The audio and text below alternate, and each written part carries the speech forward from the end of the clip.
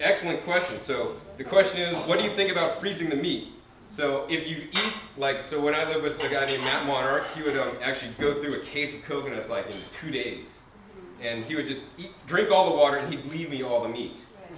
And my mom taught me never to like waste food. So I don't know if that was a good or a bad thing. But so what happened was I had to get really creative and learn ways to use all the meat because I didn't want to throw away the meat. And the meat to me was like actually really good. So I guess one option would be freezing, which actually I never really did, which I guess people do. One option would be then dehydrating it.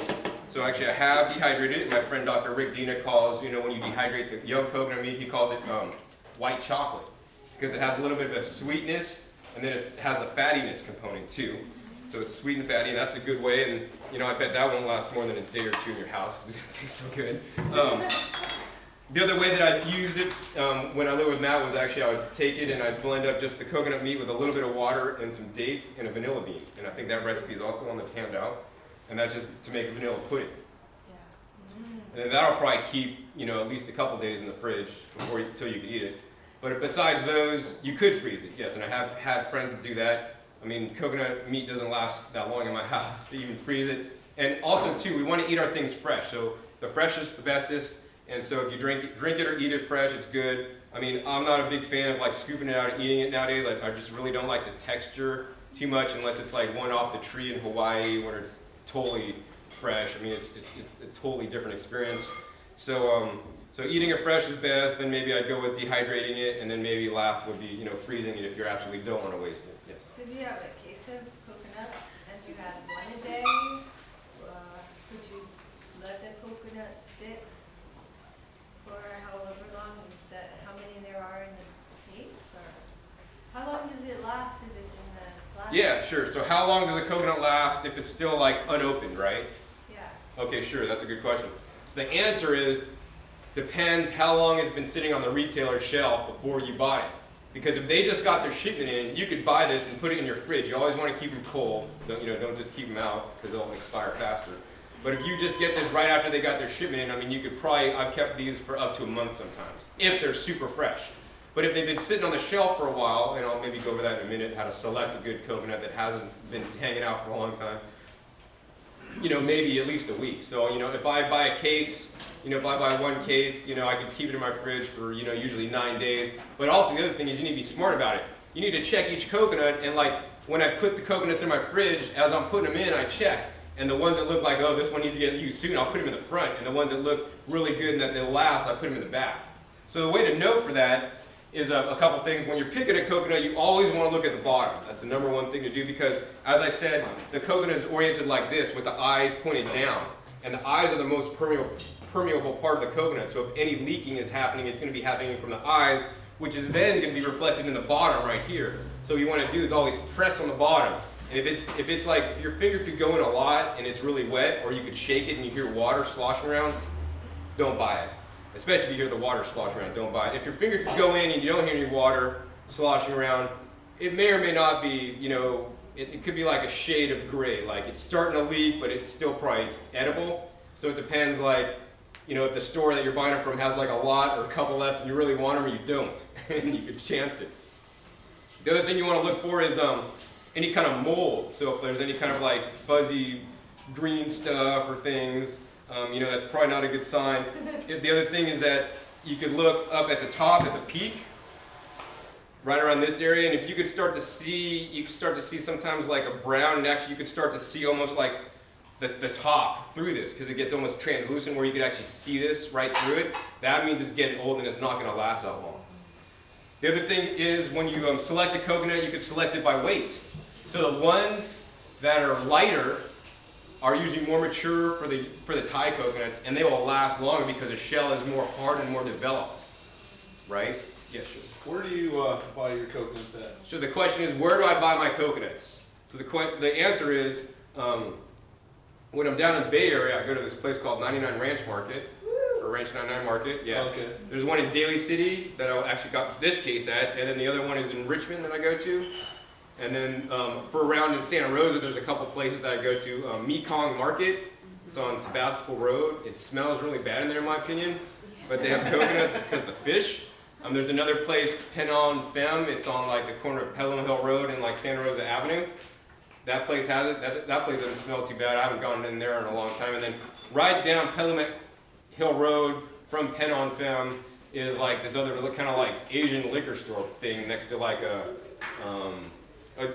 sometimes I put it on the bottom of my hand at actually sources. I don't think I did it this time. But there's another place down Pelham Hill Road. It's like a liquor store. He has them in the beer cases usually.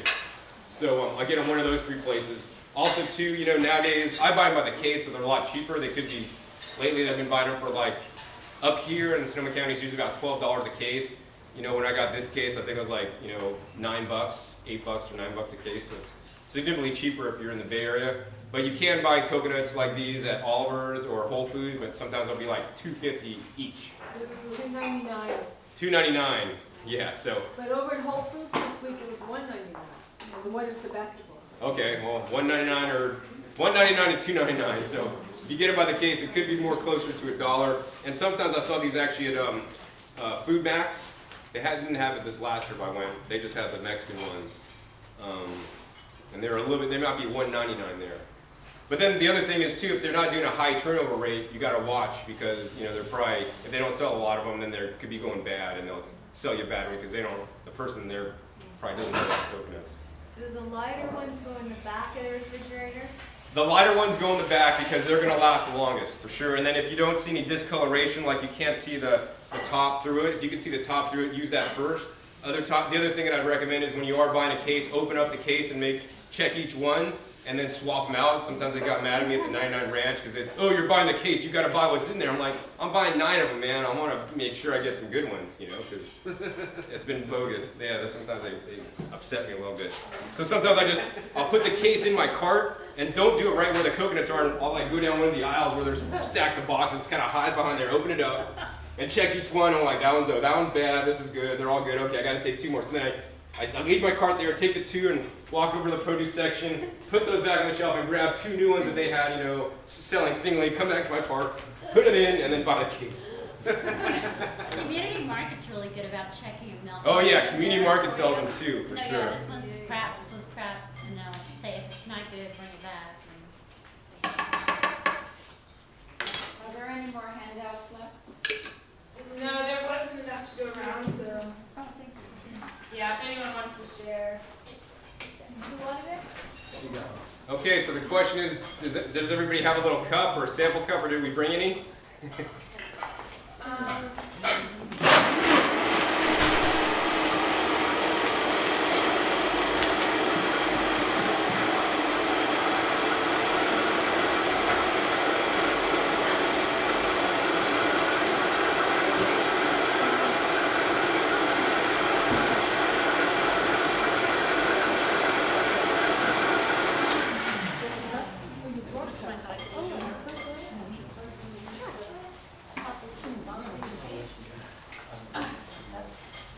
Alright, so nowadays so we got this blended up. We're just going to get some cups here for everybody somehow. And nowadays I've been eating more of these middle-aged coconuts. So what I do is I use my coconut opening tool, and I only actually go through the mouth of the coconut, and it just really will pop in there really easily. And I'll pop that out, and then I can put a straw in there and drink all the water in there. So if anyone still has one of their cups, they could just rinse it out. That would be appreciated because we have very limited cups today. And we'll do samples over here. So the question is, how do you get one of these open after you get the liquid out? So I work hard getting the liquid out first so I can show you.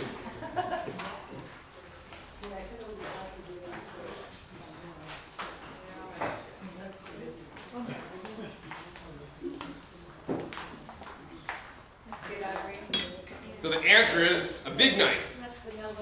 But you actually don't use the bladed side of the knife, you actually use the back side. And what you want to do is create an imaginary line around basically the whole coconut. So what you do is take it in one hand and just gently tap. I mean, you don't have to tap really hard.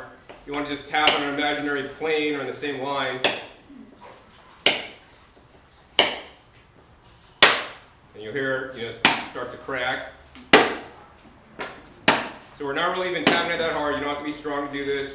And we're using the back side of the knife that has, no blade on it.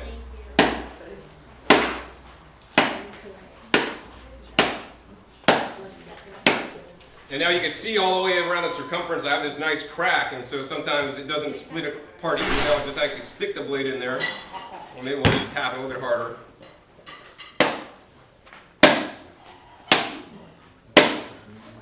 What? Then we'll stick the blade in there. Very good. That one doesn't have water. So then it pretty easily comes apart in half.